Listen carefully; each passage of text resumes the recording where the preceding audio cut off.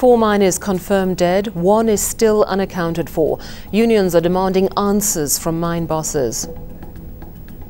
A 43-year-old man is behind bars tonight. A 10-year-old girl is safe after surviving a suspected house of horrors in Durban. This is eNews at 8. I'm Sally Baudet. Good evening. Well, there's still no sign of the 5th mine worker thought to be trapped underground at Sibanye Stillwater's Kloof operations. 4 people have been found dead. 3 bodies have been retrieved. The mining company spoke to us here on eNews last night and confirmed that the men were on duty when they entered an abandoned workspace.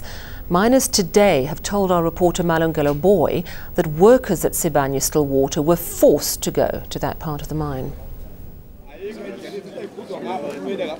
Fellow mine workers wait around at the scene where some of their colleagues died, while 4 workers have been confirmed dead. 1 is still unaccounted for. The company says it's unsure how the workers ended up in an abandoned work area. At this stage, we cannot tell, but an investigation obviously would have to take place where we'd have to determine the circumstances around which led to actually them getting into this area. The DMR is currently on site and they will be the ones obviously leading the investigation. But these workers who want to remain anonymous say the workers were forced to be where they ended up losing their lives. Ivalwe 3 months, ivalwe chief boss, ne minor, ne captain ngendawo ukuthi kubonakala ukuthi le ndawo ayilungelanga ukuthi ingangena umuntu kwazo appointwa abantu abanga appointwanga kulawa ma position ukuthi abayisebenze. Ngikhuluma icaptain evulele yandawo ay appointwanga, ichief boss ayibinga appointwanga. So inkampani bisazi ngalamini bakhona abantu abangena pha. Iyazi ayikwazi ukungazi and ngikhuluma nawe labantu laba ababevalele yandawo ngokuba beyibona ukuthi basuspendiwe namanje abasebenzi. They say other miners refused to work in that area. Unions say the company must be taken to task.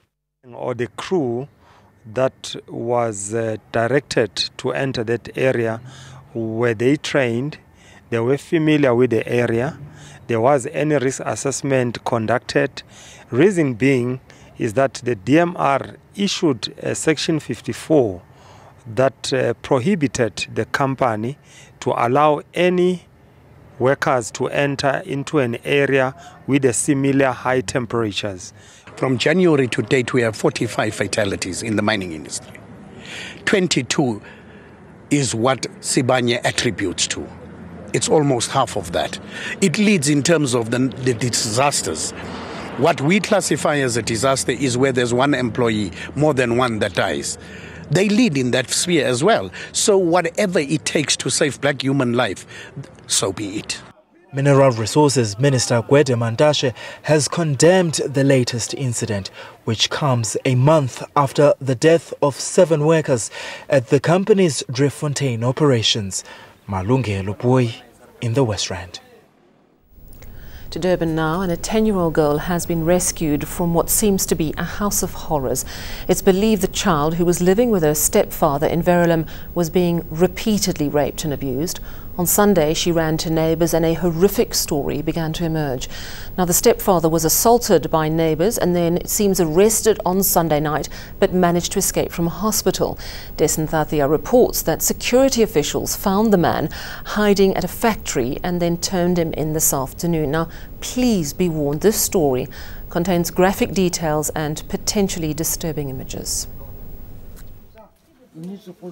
This is the back room in which a 44-year-old man allegedly held his 10-year-old stepdaughter captive for months. It's believed she was sexually abused and prevented from going to school after the death of her mother 5 years ago. On Sunday, she was thrown out by the man in a fit of rage, and she ran to a neighbor. She told me no, first he touched her private part, right? Apparently, according to what she's saying, that in Joburg when they used to stay, he used to make her suck his private part, but she didn't sleep with her, right? When they moved here, he started sleeping with her. Continuously, like one day in, one day out, according to what she told me, right? And he used to like force her. The man was confronted and assaulted by residents on Monday and later arrested. Almost 12 hours after the suspect was arrested, detectives arrived to cordon off the area. Neighbors had already been inside the man's room and had searched through his belongings. They'd taken his phone, which was later handed over to police. The phone, which they say is his, shows exchanges of child pornography between the owner and other men. Neighbors also claim the father was using these sex toys on the little girl and forcing her to watch pornographic DVDs. She's now in a place of safety. Where's her family? According to what she's saying, she has her mother's side family, but he always put this into her head that they don't want her. Residents say they didn't realize the extent of the abuse until the child spoke out. It wasn't in the same bed. They started screaming 1 o'clock, 2 o'clock morning, saying, "Dad, you hurt me, don't do it." And he says, "You know what? Don't do this to her. Don't do this. You're keeping the house so filthy. You didn't wash the dishes." The suspect apparently escaped from hospital after his arrest, but was found on Tuesday afternoon by security officials and handed back to police. He's expected to appear in court this week. THIS Verulam, Durban. Moving on to other news now, Eskom workers are unhappy with a 0% increase this year. They will be picketing on Thursday. Eskom says they can't afford increases. Unions say government must now step in. If the National Union of Mine Workers and Metal Workers go ahead with a planned picket outside Eskom offices across the country on Thursday, this may lead to lights going out. Now, Eskom employees are not allowed to legally strike as they're deemed essential service workers. Unions have warned they're not backing down, though, until they get a 15% wage hike. To Cape Town now, and the big question, who sold off our strategic oil reserves? It's a question that remains unanswered, and today the Central Energy Fund updated MPs on the controversial sale. In 2015, about 10 million barrels of oil was sold without Treasury or CEF approval. Peladi Situsa has the story. We are cooperating with authorities. This is the answer the Central Energy Fund had for MPs who wanted to know where the investigation into the illegal sale of the country's oil reserves stood. The previous minister, Jo Peterson, was lying to us straight, and she was telling us that it is rotation stock. If this was an illegal sale, because this is what you're trying to show, then will the minister then make a criminal case against the previous minister, because that is fraud. The CEF had to answer this urgent question while presenting its turnaround strategy for financially ailing Petro SA. Parliament has, for a long time now, wanted to know who approved the sale. We had filed our court papers. We have made clear what our position is. Rotation, when you rotate, you take out the stock, you buy another one. And we did not do that. Makasi says persons of interest are being investigated. Buyers, including Glencore UK Limited, want either the barrels or the reported 4 billion rand they paid for them. All eyes are now on current Minister Jeff Radebe to present more detail on how advanced the investigation is and who criminal charges may be levelled against. MPs want this to happen before the end of the year. Peladi Situsa, Parliament. Still ahead on eNews.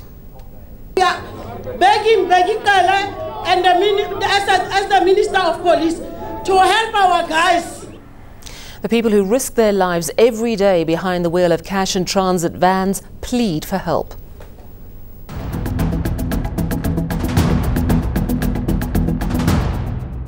Well, today Johannesburg's budget was passed. It was third time lucky for Mayor Herman Mashaba. Earlier versions of the budget were criticised by the EFF for not being pro-poor, but amendments were made. The budget has now been passed. The ANC, however, walked out of the vote today. But on a very busy day, Mayor Mashaba had another challenge on his hands, and he suspended Health MMC and DA mayoral councillor Mpho Palatse. Now, a video has surfaced showing Palatse making remarks that the city of Johannesburg is a friend of Israel. Mashaba says he's disappointed that a member of the mayoral committee expressed her personal views as the city's position. The Joburg mayor says the Israeli-Palestinian issue is a sensitive and complex matter. He says the city is committed to a two-state solution, and Palazi's remarks may create confusion and divisions. Protests about the high rate of cash-in-transit heists were held in various centres today. The people who drive the cash vans say they cannot stay silent in the face of the senseless slaughter of their colleagues. They're threatening to bring the economy to a standstill if government doesn't take urgent action. Slindele Masekane spoke to security officers who face death on a daily basis. Hundreds of security workers affiliated to FEDUSA and the Motor Transport Workers Union marched to Gauteng's Community Safety Department to deliver a memorandum to the MEC. Their message, enough is enough. We are begging Kala and as the Minister of Police to help our guys. The killings must stop and the bombing of the trucks. Cash-in-transit heists are on the rise in Gauteng, Mpumalanga and KwaZulu-Natal, with 159 such attacks recorded in the first 6 months of this year. This security officer is one of the lucky ones who lived to tell the tale after he and his colleague were attacked last week.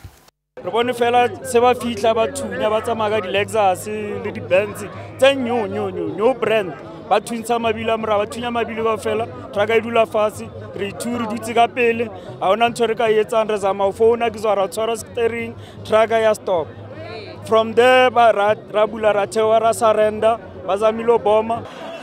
Workers are demanding high caliber weapons, properly armored vehicles, training, improved working conditions and 20,000 rand as a basic minimum wage. They also want police escorts and limits on the amount of cash transported at one time. If we don't receive any attention to this, we are going to stop the country. A meeting is expected between employers, government and labor within the next 14 days.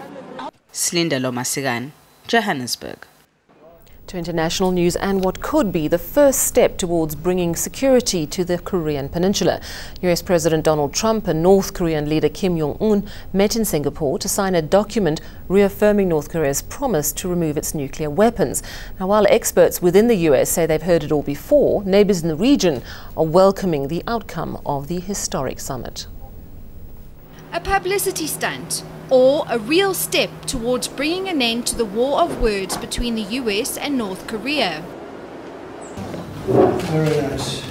Getting a good picture of everybody so we look nice and handsome and thin. Beautiful. Perfect. The Singapore summit, which almost didn't happen, saw US President Donald Trump and North Korean leader Kim Jong-un sign a joint statement. Today we had a historic meeting and decided to leave the past behind, and we are about to sign a historic document. The document reaffirms North Korea's commitment to complete denuclearization, but doesn't explain how or when this will happen. However, Trump says the United States will stop its military drills in the region. We will be stopping the war games, which will save us a tremendous amount of money, unless and until we see that the future negotiation is not going along like it should. But we'll be saving a tremendous amount of money. Plus, I think it's very provocative. South Korea President Moon Jae-in welcomed the summit and has vowed to write a new history with North Korea. China and Japan have also welcomed the joint statement, at the same time calling for more dialogue between the two nations to achieve peace.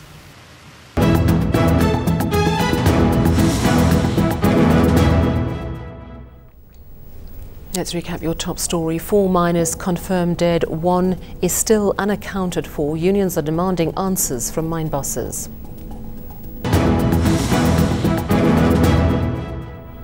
And finally, world peace and nuclear disarmament are serious issues. Not so much if you're a former reality star turned US President Donald Trump. His team has created a fake movie trailer portraying himself and the North Korean leader as heroes changing the world.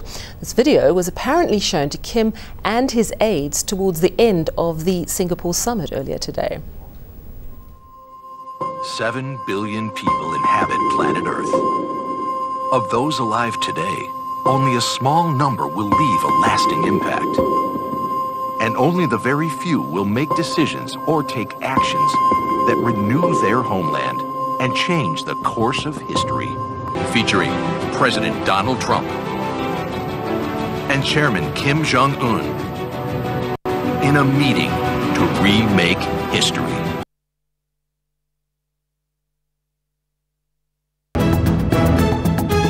That's your news. Take care. Good night.